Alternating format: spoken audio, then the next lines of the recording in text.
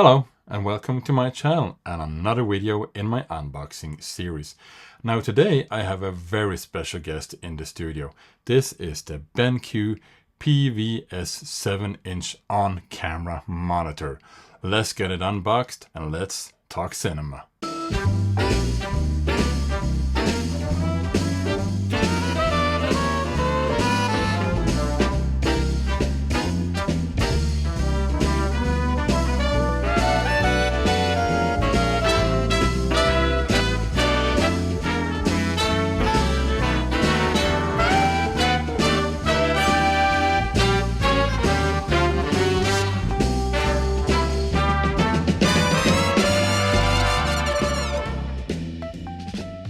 Before we begin the unboxing process, let's have a look at some specifications and why I think this potentially could be a very good monitor for filmmaking. So the model number of this monitor, that is Benq PVS7, and it comes in at a very attractive price point of $389 US.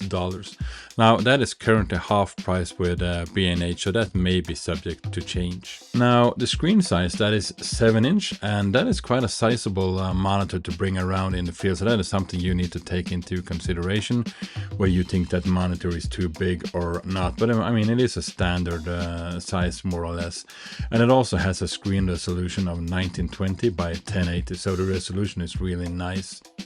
And here's the cool thing. It has a brightness of 2000 nits. Yes, you heard that correctly. 2000 nits. That's awesome. The controls themselves, they are via touchscreen, and we also have 3 custom buttons on the top. Furthermore, we also have some very nice connectors, which I find very attractive. We both have SDI in and out, as well as HDMI in and out. And the power, that is via your standard NPF style batteries or DC power if you are in the studio.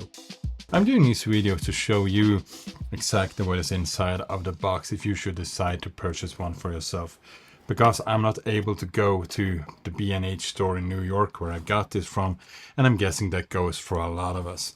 So, wow, the first thing we can see here, that is the monitor. And my first impression is it is kind of quite heavy actually. So let's just unwrap it and see what's underneath all of this nice packaging. It kind of feels like an Atomos recorder. I used to have an Atomos Shogun many years ago, and this kind of feels quite similar. It is somewhat plasticky, but it's also at the same time really well built and really rugged. I can tell they even say that you could drop it from a distance. Now I'm not going to drop it from a distance, but it says they do say that it should take a beating. But let's just put the monitor aside for now. Let's put it here and let's see what else we get inside of the box. So putting that out of the way, we can see here this is some user documentation and also a shading hood. Let's just see what that is all about. Really well and nicely packed. All of this, a lot of paper and not a lot of plastic. So let's just open this up and see. Here we get some service information from Benq. It says here we have 3 years limited hardware warranty card. Oh, that's nice, 3 years. Made in Hong Kong, yeah, a limited service center. A lot of Chinese leaflets here.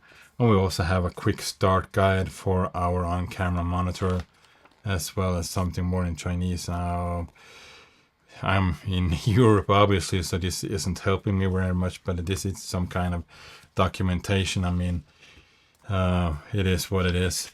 Let's just take a quick look here at the quick start guide. It says here what the package contents and so on. Benq is also supplying us with a shading hood, which we can put on the monitor. We have some Velcro going all the way around here, as well as these straps here, which we can loosen and fasten either way we want to. Well done, nice touch, Benq. Let's also see what is inside of this documentation. This is an individual calibration report. This monitor comes calibrated out of the box. You don't have to calibrate it. And here we get a description that says an online factory calibration report and accurate colors and colors you can trust from Benq.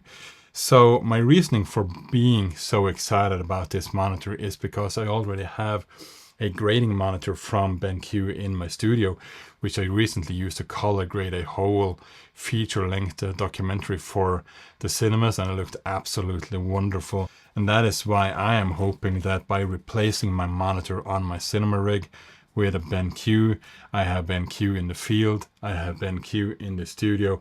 So I'm hoping that these will align so much in terms of color and image and clarity and so on. So what I see outside in the field, I also will see inside when I get back to my studio. So no surprises, because yes, there can be a lot of surprises among monitors, because monitors from different manufacturers, they are very different, and not all of them are color accurate. So I do hope this is so color accurate that I can really trust it out in the field. That will come in a later video. Let's just see what else kind of documentation or stuff we get inside of this box. So here, this is nice. BenQ is supplying us with their own cage that actually comes inside of the box, so we don't have to purchase a separate cage. I was about to pull the trigger on a separate cage for the monitor because I wasn't aware that it actually came with a protective cage on its own. And we can see here, this is really sturdy, really nicely built. This is solid as it gets, and there are a lot of 1/4-inch threads all over the cage. Obviously here, this is for fastening our monitor all the way around. So let's just put it here for now, and just going to see what is inside of this latest box. Okay, so here BenQ is supplying us with some mounting screws. We have 3 mounting screws here, and they're also supplying us with a power adapter with different plugs depending on where you are in the world. Now this is for Norway and Europe, so I'm obviously going to use that one. And here we have from the UK and the US. So you can basically mount it onto the adapter like so. There's this reassuring little click, and if I go to the UK, I can bring the UK plug and put that in, and you get the idea. But for now, we are going to use obviously the European plug like this, and it also comes with a DC 2.5mm plug in the other end. I'm not a huge fan of these because they do tend to come loose over time, but I mean, it is nice that they are supplying us with a power adapter after all. And speaking about power, on the back of the monitor we have an NPF style battery compartment here. The NPF style is one of the most common batteries on the market. You can get them from different manufacturers such as Core, SWX, Tilta, Sony, Hawkwoods, and so on. And BenQ claims that if you use a NPF 970 battery, you can run the monitor for around 2 hours. On the top, we have 3 customizable buttons, 1, 2, and 3. And these can be programmed and set to whatever kind of settings you prefer. Normally I set mine to peaking, zebra, and waveform. We'll also get a 1/4-inch thread on the top, as well as an on-off button here. Quite standard, really. On the side, we have HDMI in, HDMI out, SDI in, and SDI out. So this is more or less the same we get with a lot of monitors, but I specifically wanted this monitor because I use SDI all the time in my work, because that's a professional standard where the cables don't come loose. On the bottom we have another 1/4-inch thread, and on the side here we have our DC plug in, which obviously goes like this. We have a slot for our micro SD card. Now that is for updating firmware and so on. We also get another 1/4-inch thread here. We have our headphone jack socket here, and we also have a port for service. So let's see if we can fit the monitor inside of the cage, and I'm guessing this goes like this. So we get full access to the ports on all the sides.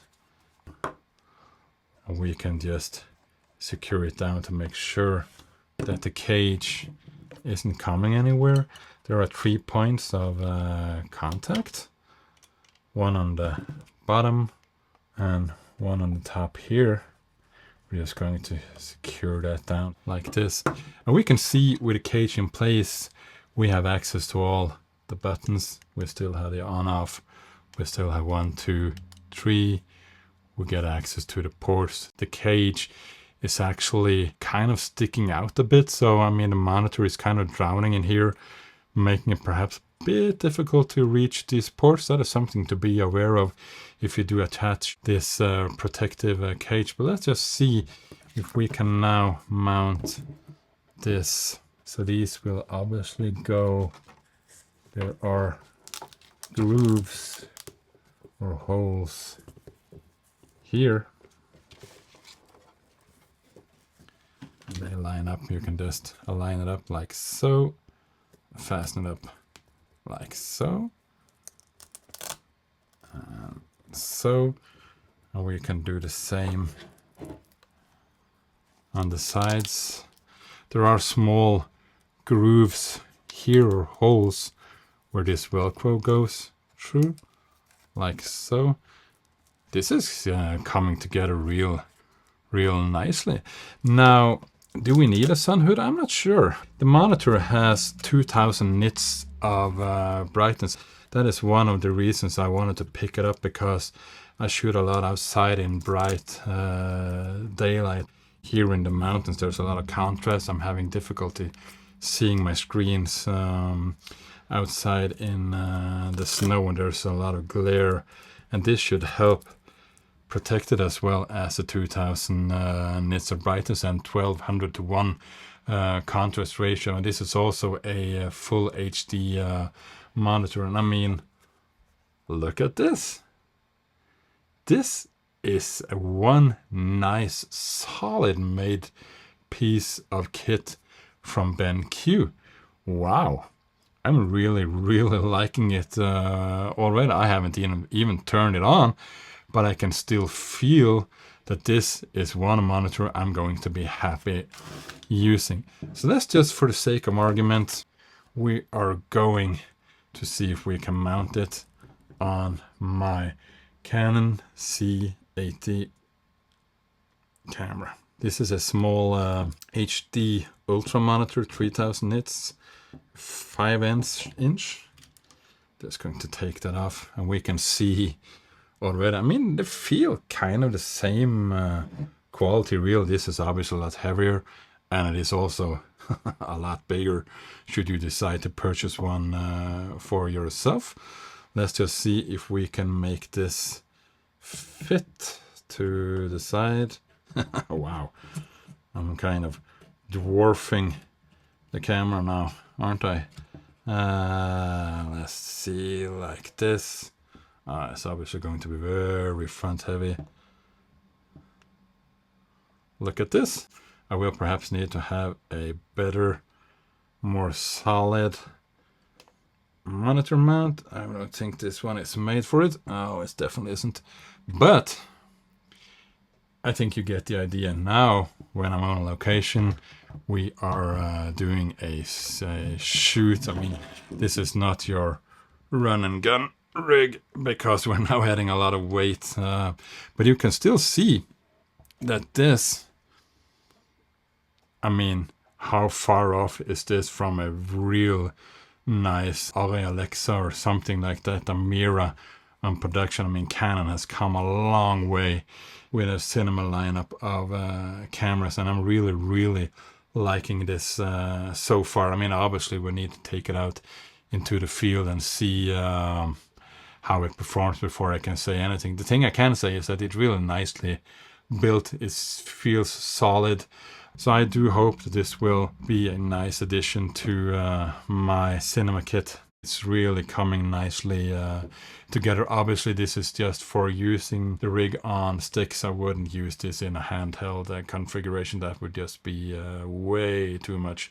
But for now, I'm really happy that I have made this purchase, and I picked it up for $390 from B&H. It was on sale for half price. I don't know if Benq is going to keep on making monitors. I didn't even know they were making on camera monitor. So this was a really nice pleasure and really fun thing to unbox and to see. So thank you very much for visiting my studio. I do hope you stay around for a long time, my little Benq friend.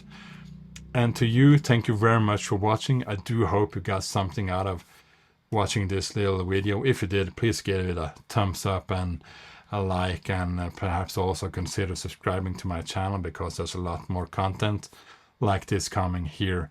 Thank you very much for now, and I'll see you in the next one.